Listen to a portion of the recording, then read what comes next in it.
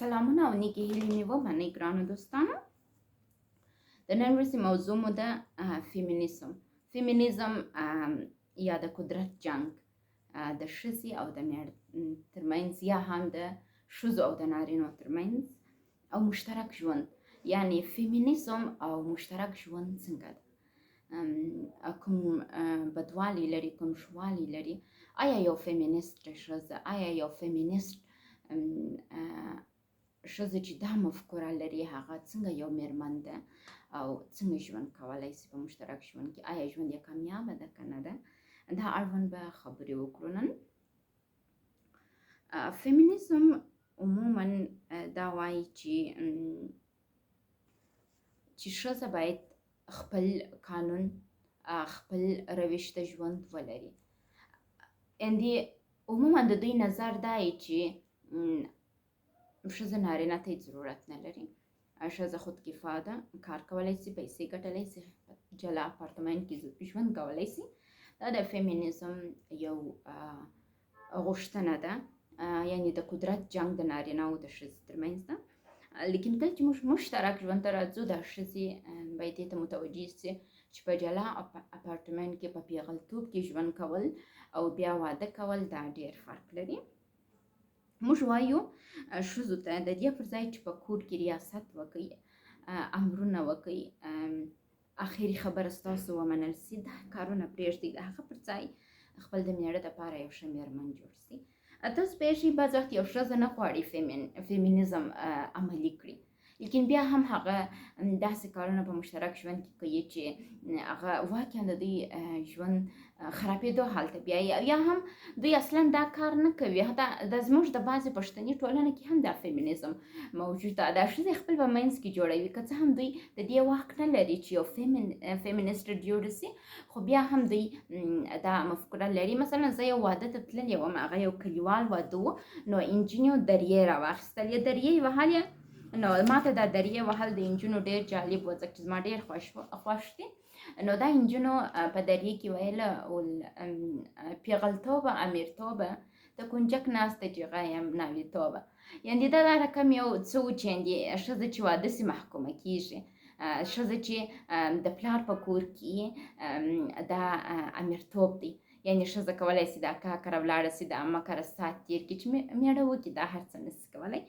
دا ضرور د زموږ د غلط کلتور یا هغه د غلط فکرونو نتیجه ده. ښځې دا څه اخیستلي، لیکن بعضې وخت دا ښځه دا نجلۍ چې دا غزله بال بال وایي، دا سندره، نو دا عموما د دې په ذهن کې دا پاتې کېږي چې د خسرګنۍ کور یو زندان ده. نو دا چې هغه زندان ته ځي، عموما د زندان احساس کوي، هغه وخت بیا دا خوشحالي نه شي احساسولی. نو مخکې له دې نه چې مشترک ژوند ته ولاړ شئ، یو خو مقابله مه کوئ، او یو دا مه وایاست چې دلته زه محکومه کېږم. بیا تاسو کولی شئ ژوند ډېر نورمال مخته بوځئ. د بعضې ښځو ډېر خوښېږي چې مدیره واوسېږي، رئیسه واوسېږي، امر وکړي. لیکن د یو نارینه، د یو مېړه هېڅ وخت په زامه کې رئیس نه دی خوښ په کور کې. موږ په افغانستان کې بعضې ډېر قوي ښځې درلودلې. ما هغوی څارلې پر سوشل میډیا. دوی ویل زما مېړه زما خاوند نه ده، زما اختیار نه لري. صحیح ده، مېړه د مېرمنې دپاره خاوند نه ده، هغه یو ملګری ده. لیکن دوی به ویل چې زه خپل کار کوم، مېړه مې خپل کار کوي. زما تخلص دا دی، د مېړه تخلص مې بل شی ده. زه د مېړه په کار نه لرم، مېړه زما په کار نه لري. مینې به یو پوسټ وکړي په فیسبوک کې، مېړه به د دې خوا څه بل پوسټ وکړي، دواړه به دغسې ول، مېړه او مینې په فیسبوک کې جنګ سره کوي. او همدا رقمه ډېر نورې داسې مسایل وسوله چې بعضې انجونې چې حتی ډېر ښه پلار و مور یې درلودل، ډېر عالمان وه، جنکۍ د مېړه سره په سوشل میډیا کې سره معلوموله. دننه په کور کې خدای خبر څه حال و چې میډیا کې نه سره چلېدل. دا هغه ایډیاوې دي چې دوی لري، او دا تر ډېره حده پورې ژوندونه ناکامه کوي. اوس بعضې نارینه دي، هغه دې ته ژمن دي چې مېرمن چې مې هر څه کوي ما ته تفاوت نه لري. مثلا ما ډېر داسې افغانان لیدلي دي چې د دوی مېرمنې پر نړیوالو رسنیو باندې لږ سر راځي، وریښتان یې ایله کړي، ډېر فول میک اپ یې کړي، ډېره ښکلې سوي، ډېر په ښکلي انداز و میډیا ته راځي. نو دا لږ سر ښځه په میډیا ته راتګ، دا د هغوی ته هېڅ خبره نه ښکاري. شاید هغه نارینه خپله یو فیمینیسټ واوسېږي، هغه ته شاید دا ډېر ښه خوند ورکړي، هغه ذهن یې جلا ده. لیکن د روانشناسي د څېړنو وروسته هر هغه نارینه چې فیمینیسټ ژمن پاتې سوی ده او مېرمن یې هم فیمینیسټه ده، هغوی په زړونو کې هغه په زعمه کې دا نه خوښېږي، ورته ژمن نه پاتې کېږي. نو دا هغه موضوع ده چې باید هره ښځه دا واوري او عملي یې کړي. په مشترک ژوند کې کله چې موږ مېړه او ماینه واده سره کوو، یو څه چې ډېر مهم دی هغه دا دی چې موږ باید احساس د ارامښت وکړو. احساس د ارامښت داسې وکړو چې موږ داسې احساس ولرو چې دا دی زه دغه یم، مېړه لرم یا ماینه لرم، نو زه سکون لرم. دا سکون هغه وخت تاسو لاسته راوړلی شئ چې تاسو بلوغ ته رسېدلی یاست. بلوغ یوازې دا نه دی چې ښځه میاشتانه مریضۍ ته رسېږي او یا هلک هغه جنسي بلوغ ته رسېږي، نه، دا ته بلوغ نه وایي. بلوغ هغه دی چې د عاطفي نګاه ته بلوغ ته رسېدلی. یو څوک تا ته ناز درکوي، بېرته ته ناز ورکوي، په دې مفهوم پوهېږې، دا احساسولی شې. د عقلي او اجتماعي نګاه څخه بلوغ یې، عقل دې مکمل بلوغ یو انسان خبره درته کوي، ستا سر به خلاصېږي، ته بېرته ښه خبره کولی شې. بعضې کسان یې د عقلي بلوغ ته نه یې رسېدلي، واده وکړي، ډېر مقابل نفر واخلي، لیونی یې کړي.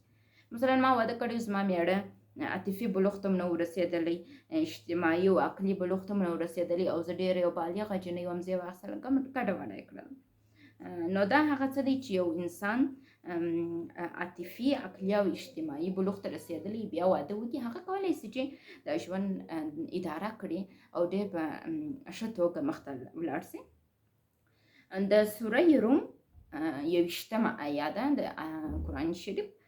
قرآن شریف کې په سوره روم کې 21مه آیه کې راغلی دي، وایي دا د الله جل جلاله د قدرت یو ډېره لویه نښانه ده چې تاسو ته یې ستاسو د ژوند ملګری ستاسو د ذاته درکړی دی.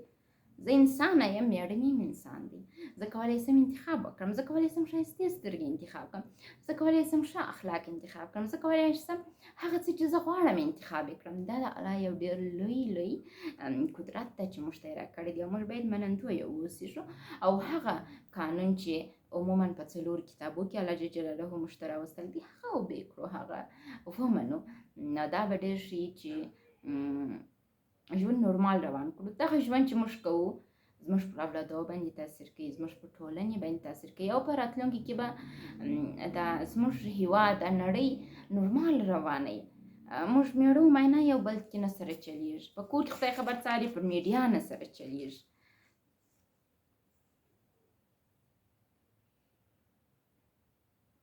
بعضې ښځې قدرت طلبه دي، نه هغه چې قدرت طلبه دي، دوی غواړي خپل مېړه لکه یو کوچنی، د مېړه سره یو کوچنی جوړ کړی، یو شاګرد یې جوړ کړی، هغه اداره کوي.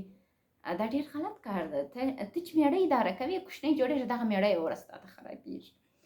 ما ډېر زموږ په ټولنه کې شاهده یم او مثالونه مې په نړیوالو ټولنو کې لوستي دي. زموږ په ټولنه کې هر هغه ښځه چې قوي ده، هر هغه ښځه چې ډېر د ښځو حقوق غواړي، هر هغه ښځه چې ډېر د ښځو حقوق ته ژمنه پاتې ده، هغې ته مېړه سرپرایز ورکړی. سرپرایز یې څنګه ورکړی؟ دا په ځان نه یې خبر، مېړه یې ماینه یې پرکړي، مېړه یې داسې ماینه کړي چې دا په ځان نه یې خبر، کلونه یې تېر کړي. دا د دې خپل د اعمالو نتیجه ده، ځکه چې دا مېړه اسوده نه یي، احساس د ارامښت نه لري. که څه هم مېړه یې خپله فیمینیسټ وي، نو دوی خپل په منځ کې نه سره چلیږي. دا هغه څه دی چې مېرمنې باید د دې څه مخ راواړوي او دوی مشترک ژوند زده کړي. دوی د مشترک ژوند یا د روابطو و ډاکټرانو ته غوږ سي، یا غوږ ورته ونیسي. حداقل د روابطو کتابونه ولولي، که کتابونه نه ولي ویډیوګانې وګوري، که ویډیوګانې نه ګوري، حداقل یو داسې څه دې وکړي چې هغه ژوند ریلاکس وي، تا خبرې وکړي، د مېړه خواهشات پوره کړي. بیا هغه وخت به دا سرپرایز مړونه تاسو ته نه درکوي.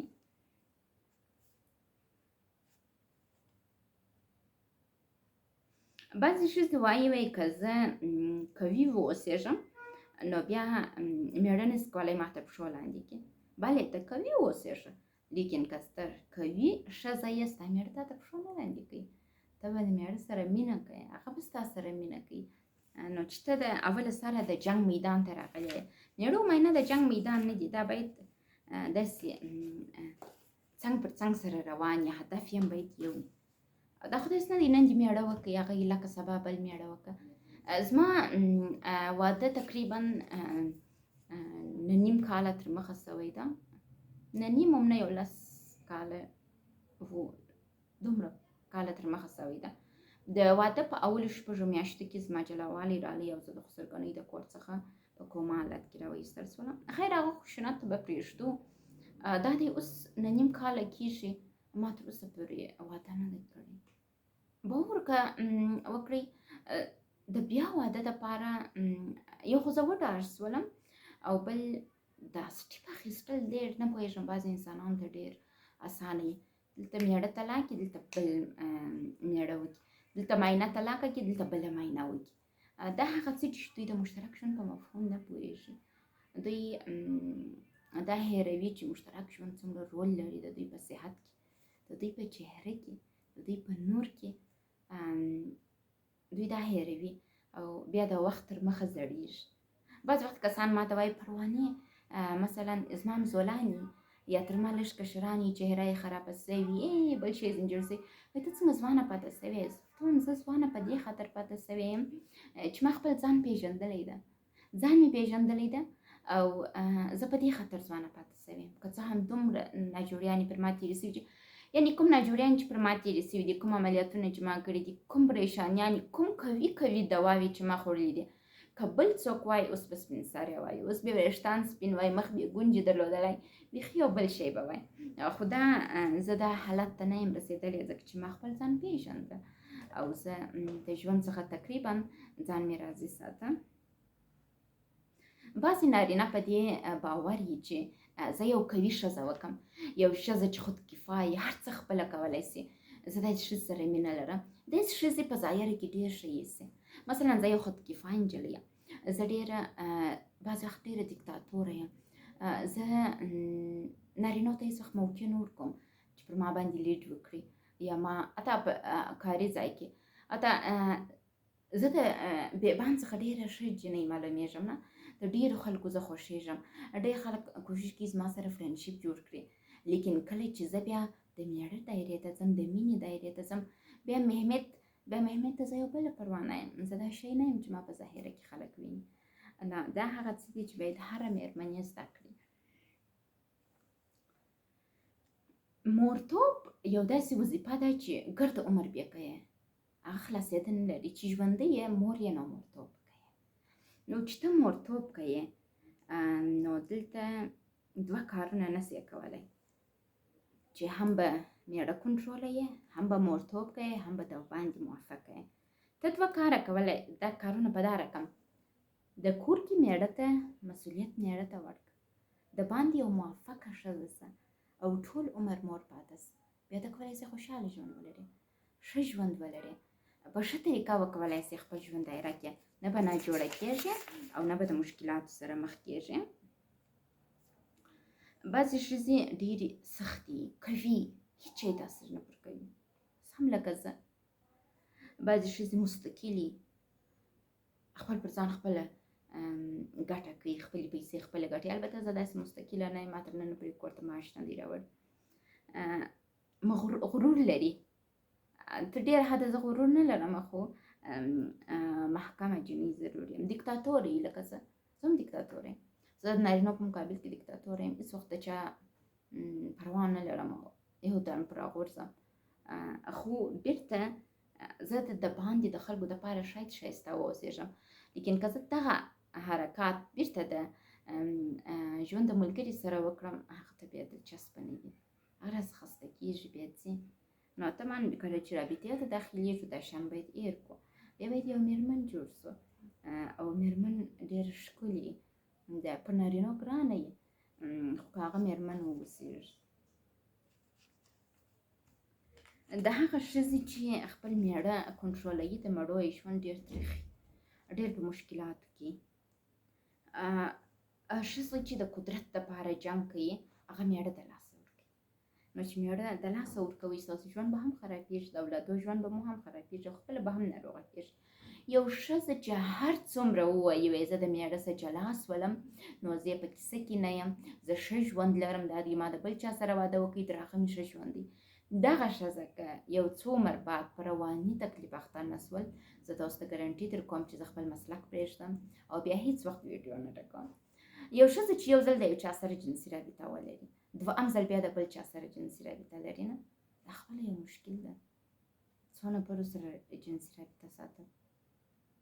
ښځې د نارینه په رقم نه دي. مثلا نارینه تعالی جل ویل شته 4 مینې وکړه، که هغه مړه سي 5مه وکړه، حتی تر لایتناهي پرې کولی سي، لیکن ښځې ته یې د 7 مړو اجازه ورکړې ده، 7 مړو نه وکړه.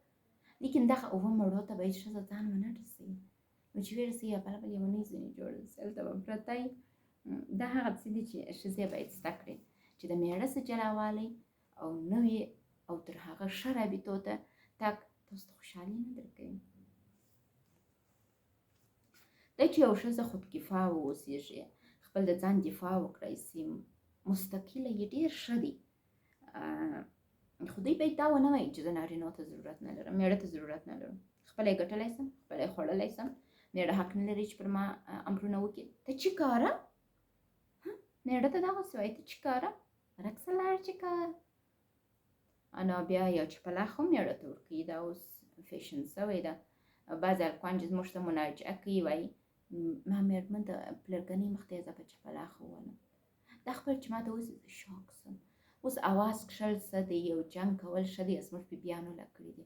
دا چپلاخ یې بیا د کوم خوا سره میړه ته وال ورکوي، نو چې ته هغه ته وال ورکوي هغه هم بیا تا ته درکوي، نو کار مو خراب کوي. بعض وخت ښځو ته هغه کسان چې عموما دین پرست دي وایي تاسو ښځې ولې د دنیا د کنټرول څخه لاس نه اخلئ؟ ټول عمر په دا کې اخته یاست چې دنیا کنټرول کړئ. تاسو دا هیر کړئ چې هر څه به سم سي. نن که میړه نسي کنټرولولی، سبا بیا کنټرول کې په لاس کې بیا ونیسي، بیا به هغه ستا غلام جوړېږي. نو صبر ولرئ. فیمینیزم دا وایي چې یګانه ښځه چې قدرت ته رسېدلی سي هغه دا ده چې مستقله اوسېږي. مستقل والی ښه ده، لیکن د میړه په مقابل کې بیا ښه نه ده. د میړه ته یو وایه هغه بل درته وایي، دا خو نه بله خبره خراب سي، بیا ژوند هغسې نه کېږي، ژوند به خونده کېږي. که تاسو دا فکر لرئ چې زه مستقله واوسېږم، خپل ژوند خپله وکړم او میړه مې خپل ژوند خپله وکړي، موږ یو په بل کار ونه لرو، میرمن مې یو څه وایي، میړه مې بل څه وایي، دا به هغه څه چې د هغه واده اول میاشت نه ده، هانیمون ورته وایي، هانیمون معنا د اصلو میاشت، هغه له خرابېږي، کار خلاص. بعضې وخت رابطه ختمه سي، بعضې وخت میړه دل سرده سي، بله یې ښه نه ځینې راځي، بله ځي نورې نجونې پیدا کوي، نورې یارانې کوي. روانشناسي یا د روابطو اداره دا هم وایي چې یو ښځه کولی سي چې ډېره قوي واوسېږي، ډېره قوي ښځه، ښه موفقه ښځه، ښه وظیفه درلودونکې ښځه، ښه عالمه ښځه، خو هغه باید بېرته خپل د ښځې ظریفوالی هم ولري، یو ښځه هم واوسېږي، چې نه میړه واوسېږي، هغه هم میړه یې، ته میړه یې، نو بله خبره خلاصه سوه.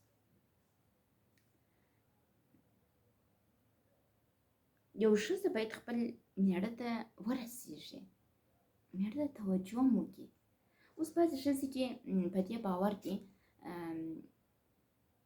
مثلا جنسي رابطه ده، میړه عموما شهوت پذیره ده، نارینه دې ته ضرورت لري، تر یو حده ته هم ګزاره ورسره کوه.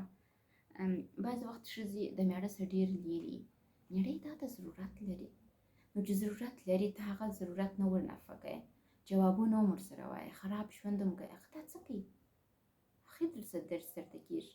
نو جنسي رابطه کې باید ښځه د میړه خیال وساتي، تر یو حده دې ته داسې غذا وخوري، داسې میوې وخوري، داسې فکرونه، داسې مطالعې وکړي، داسې ژوند ځان ته وساتي، داسې سپورټ وکړي، داسې ځان آسوده وساتي چې جنسي رابطې ته یې تمایل ډېر سي. جنسي رابطه ورسره وساتل سي. نو جنسي رابطه داسې نه وي چې میړه اخته وي ښځه نه وي، دا خو د نارینه پر اعصابو باندې بد تاثیر کوي چې جنسي رابطه صحیح نه وي.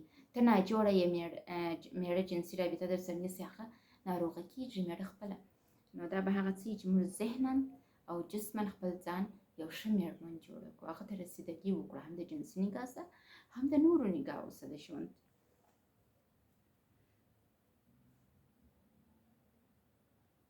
یو میرمن باید خپل هویت هم وساتي، داسې نه وي چې بلا د میړه غلامه جوړه سي، ته چې هر څه وایې زه یې کوم، سر کښت خبرې نه کوي، دا رقم هم نه. باید خپل هویت هم ولري، لیکن په خپل حد کې.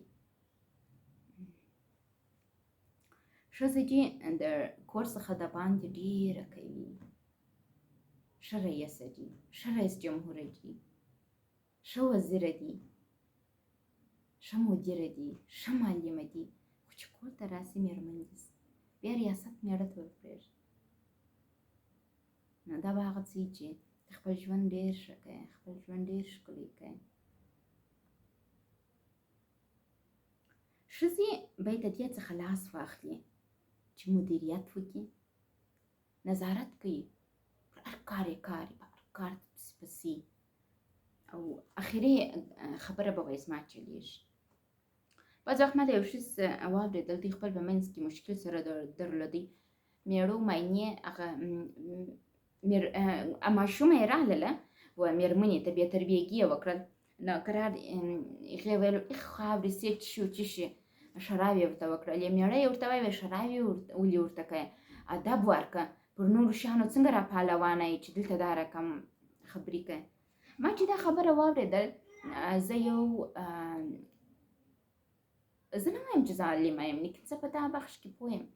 ما دوی ته خبرې وکړلې چې تاسو خپل په منځ کې ولې داسې بې احترامي کوئ، دا څه رقم لهجه ده د خبرو، یو میړه خپل میرمنې ته دا رقم خبرې کوي چې نورو کالو باندې څنګه پوهه، په هر شي باندې پوهېږي، نو لور دې هم پوه کړه، و د ژبورې بدمعاشي داسې خبرې سره کوه.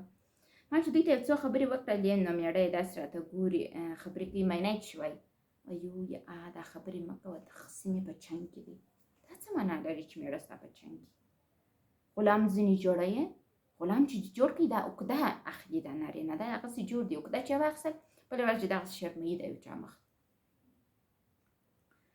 دا عموما ژوند چې دی پر پیسو ولاړ دی، پر قدرت ولاړ دی، نفوذ باندې ولاړ دی، چې باید ته نفر ولرې بیا ته ښه ژوند کولی سې، ښه خبرې کولی سې. خو کله چې کور ته راننوځې، که میړه یې که میینه یې، په مینه ژوند کېږي، په مینه بیا کوې، داسې به نه وي چې ته خپله وایې هغه خپل ده وایي. مسؤلیت منونکي دغه خوی پرېږدي، د کور د پټاټو غم هم ته اخیستی، د وریجو غم هم، د خرڅ غم هم، د کور د برق د بیل غم هم، د باندې سودا هم، په کور کې کنټرول هم، د کشتیانو تربیه هم، د میړه کنټرول هم، دا ټوله کارونه ته کوي. میړه سلب صلاحیت ناوکۍ دا هغه میړه دا نه قبلوي. کله چې کور ته راځې تسلیم شه، نو چې تسلیم شولې خوشبخته به یې، خوشحاله به یې، آرام ژوند به لري. بعضې ښځې وایي یو ښځه چې کوي باید ټول عمر کوي اوسېږي هر ځای. بعضې وخت ښځې وایي هغه نارینه چې یو کوي ښځه نسي کنټرولولی، نو هغه ضعیفه دي. یا وایي یو واقعي سړی کوي ښځه کنټرول کولی سي، یو واقعي سړی به کوي ښځه تر یو حده کنټرول کې تحمل وکړي، اخر ځینې خسته کېږي، ځای ورکه شه، زما په د فیسبوک په پوسټو ستا کار دی، زه به پوسټونه هم ستا په خوښه کوم، زه به دا خبره هم کوم، زه به په کار کې هم داسې کېږم. ته چې کاره نه مې مور یې نه مې پلار یې. دا هغه څه دي چې باید موږ متوجه اوسو.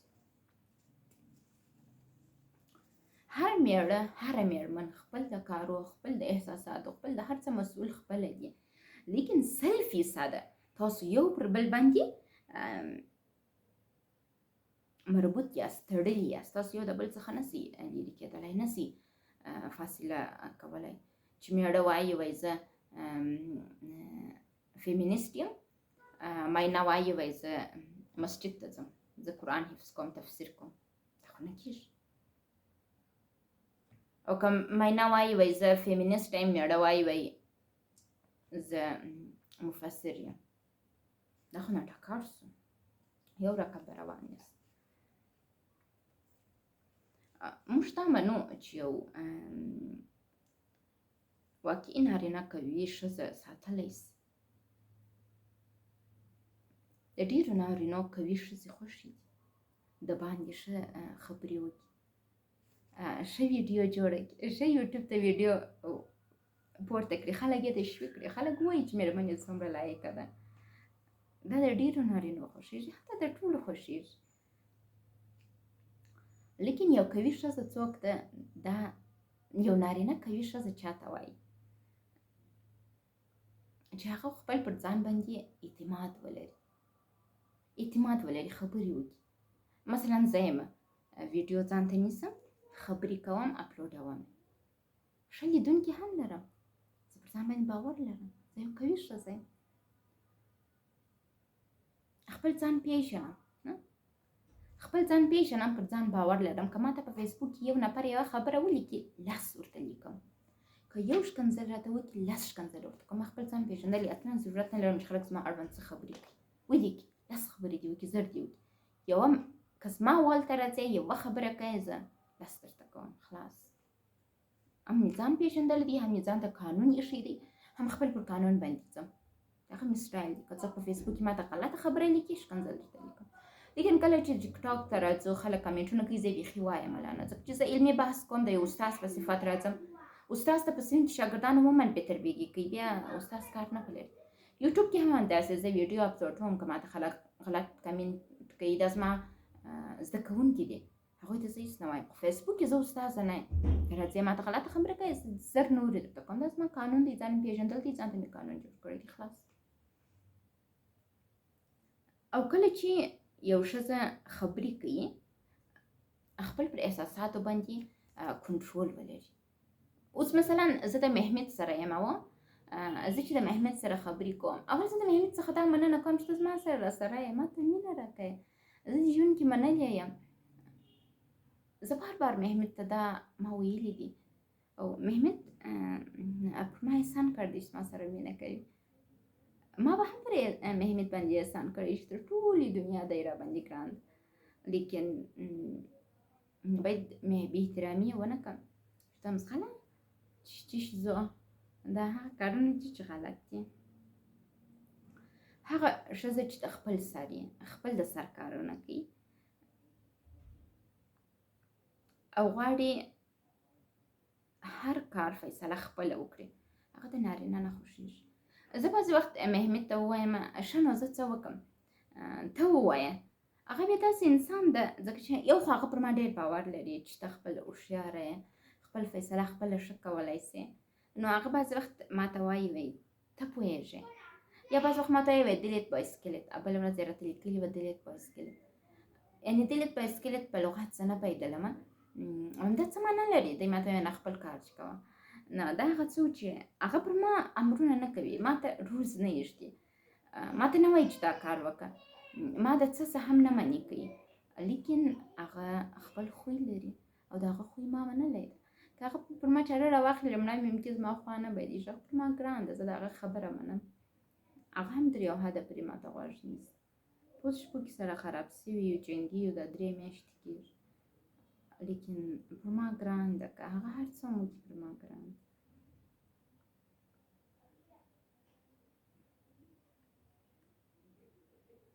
هغه ښځه چې بې پروایي او قدرت خوښوي او دا وایي چې زه نارینو ته هېڅ ضرورت نه لرم، دا هره ښځه یو کیسه لري، هره ښځه. ما یوه افغانه نجلۍ ولیدل چې په امریکا کې وه، ما د هغې چهره ولیدل، داسې نجلۍ وه، غټه لور یې درلوده، هغه ډېره خودکفا وه، ډېره مغروره وه، ډېر به ویل زه عالمه یم. هغې په هر چا رخشند وهي، حتی په ما یې وهي، زما پر پوسټو به یې خندل. یوه بله ملګرې یې درلودله، هغه په اروپا کې وه، دوی دواړو به زما پر پوسټو خندل. دوی یعنې دغه امریکا کې نجلۍ ډېره خودکفا ځان ښکاره کوي، وایي زه یم. لیکن کله چې زه د هغې د ژوند په کیسه خبره شولم، دې خپله راته وکړل، دې ډېر کړاوونه لیدلي وه، ډېر خشونت پر سوی، د ډېر خشونت له وجې دا داسې سوی و. لیکن کله چې پر تاسو خشونت کېږي تاسو مطالعې ته مخه راوړئ. ولې وسو؟ ولې زه داسې شولم؟ د حل لاره څه ده؟ څنګه ځان تداوي کړم؟ څنګه ځان ته داسې راوباسم؟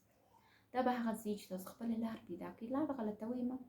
د نارینو سره که په ټکر کې کېږئ یو 5 نارینه به در سره ودرېږي، د دېرشو بیا به در سره راځي، د سلو به در سره راځي. دا به هغه چې هره ښځه متوجه اوسي. بعضې ښځې وایي زه پر حق یم، هر وخت خپله خبره یادوي وایي زه صحیح خبره کوم. د هېڅ نارینه خبره نه وي، د هېڅ چا خبره نه وي. دا هم غلط ده. هغه ښځې چې خپل ځان پر حقه بولي هغه خپل ځان هغه ډېر پیشرفت نشي کولی. هغه وایي زه ګردم پر حق یم. هغه حتی رابطې ته پیشرفت نشي ورکولی. رابطه یې خوندوره نه وي، جذابه نه وي. حتی بعض وخت بیکي وایي زما میړه داسې راسره وکړه. میړه یې فی الحال په نکاح کې په کور کې ورسره یې بیا هم د میړه شکایت وکړي. نو چې ته پر حقه یې د میړه شکایت ولې کوې؟ که واقعا ته یو کامیابه ښځه یې د میړه شکایت څنګه کوې؟ ما تر ننه پورې د محمد شکایت نه دی لیکلی. و زه په دې ډېره خفه کېږم چې هغه ما بلاک کړي، زما څخه خفه سي، لیکن زه شکایت نه کوم. ګناه مې وه، غلطي مې کړې وه، خدای جوړ کړي. 10 کاله به مې نه بلاک کړي. بلاک چې مې کړي خاوره دې مې بلاک کړې د کندهاریانو په چم. اصلا نه مې خوا بدېږي، نه مې نظر ځینې اوري او د ژوند تر پایه به وایم چې د محمد سره مینه لرم. نو دا هغه زما احساس ده، زما د مطالعې له وجې، د زده کړو له وجې زه دا ته رسېدلې یم. زه د محمد شکایت نه کوم. هغه ډېر ښه انسان ده. هغه ما نه محدوده کوي، هغه پر ما حکم نه کوي، هغه ما زما فیصلو ته پرېږدي. زه د هغه دپاره ښه ملګری یم. خدای چې ما لویې غلطي وکړل نو بیا طبعا هغه خفه ده، پرېږده چې خفه سي. ما هغه 4 میاشتې په کړاو کې وساتئ. نو شاید هغه هم غواړي ما یو 8 میاشتې په کړاو کې وساتي یا یو 10 کاله ولې کړي.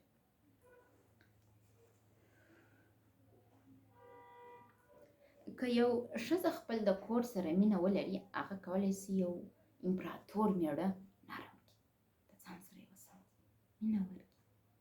خو که یو ښځه خپل پر کور سره مینه نه لري هغه یو لیړۍ والا میړه څخه دغه جوړوي، هغه پاچا ورته جوړېږي، دغه کوي، امرونه پر کوي، فورس کوي، هغه خرابه کوي. ما یو ښځه طاووس کې ورسره اشنا شولم، مخکینۍ د افغانستان د پارلمان وکیله وه. نو دې ویل ما خپل د سکرټر سره واده وکړ. سکرټر مې ښایسته و، واده مې وکړ. نو هغه 2 اولادونه لري. اوس هغه سکرټر ورته بلا شوی دی، هم وعل ورکوي، هم خشونت ورسره کوي، هم یې د اولادو اسناد ځینې پټ کړي دي، هم د دې اسناد پټ دي. په کور کې ګیروګان نیولې ده، سخت خشونت ورکوي. نو دې یو وخت د باندې ظلم کړی و، نه سکرټر یې و، سکرټر یې ساتلی و، میړه یې هم و. نو چې ته یو چا سره نکاح تړې هغه ولې سکرټر ساتي؟ یو غلط کار ده نه. یو میړه هم باید خپله میرمن سکرټر ونه ساتي. دې ته باید متوجه واوسېږو. نو یوه مینه کوونکې ښځه د خپل کور څخه د یو امپراتور څخه یو نرم سړی جوړوي، حتی غلام کوي. هر نارینه که هر څومره قوي واوسېږي، که هر څومره بې پروا واوسېږي، که هر څومره بد واوسېږي، بیا هم غواړي چې تاسو خوشحاله وساتي. په دغه امر نارینه پیدا شوي دي. د نارینو دا مکلفیت دی چې ښځه خوشحاله وساتي. تاسو پوهېږئ محمد زما سره ډېر خفه ده، حتی ډېر خفه ده، دل سرده سوی ده، لیکن بیا هم زما د خوشحالۍ هڅه کوي. بیا هم زما څخه غواړي چې زه خپل تېر هېر کړم، خپل تېر یاد نه کړم. خو هغه دا هېروي چې زه یو ډېره قوي ناجوړې د کمپلیکس پي ټي اس ډي په نامه لرم. زه خپل تېر نشم هېرولی، خو زه کولی شم خپل د تېر تر څنګ یو خوشحاله ژوند هم شروع کړم. کله چې ماته زما تېر را په یادېږي زما حال خرابېږي، خو محمد زما څه دا وایي چې هغه هېر کړه. هغه توقع دا ده چې زه د خوب ګولۍ ونه خورم، نور مال خپله بیده شم، خو زه نشم کولی، ځکه چې پر ما ډېر بدې صحنې راغلي چې وږې خوب، تکه توره شپه کې وږې، یخ، ګرمي، وهل، د بامه راچول، جنسي ځورونه، دا هر څه نه هېرېږي، دا وحشت ده. زه یې څنګه هېر کړم؟ دا دی 10 کاله وسول، 10 کاله د خوب ګولۍ خورم، 10 کاله زه دوا خورم، ما نه هېرېږي، دا هېڅ وخت نه هېرېږي. و د محمد مینې زما څخه شان ایر کړل. اوس نور فکر کوم کله چې تنها یم عموما د مهمت اړوند فکر کوم، کله چې غوسه یم د هغه اړوند فکر کوم، زه نورمال کېږم، ښه احساس پیدا کوم. خو مهمت ته زه میړه نه یم جوړ شوی، زه هغه ته یو ښځه جوړه شوې. نو په دې خاطر زه ډېر د هغه ښې خاطرې لرم. هره ښځه غواړي چې میړه یې د هغې ساتنه وکړي، ښه سره زر ورانیسي، ښه مینه ورکړي، په بیابان کې ښه غږ پر وکړي. لیکن دوی خپله د میړه په کیسه کې نه وي.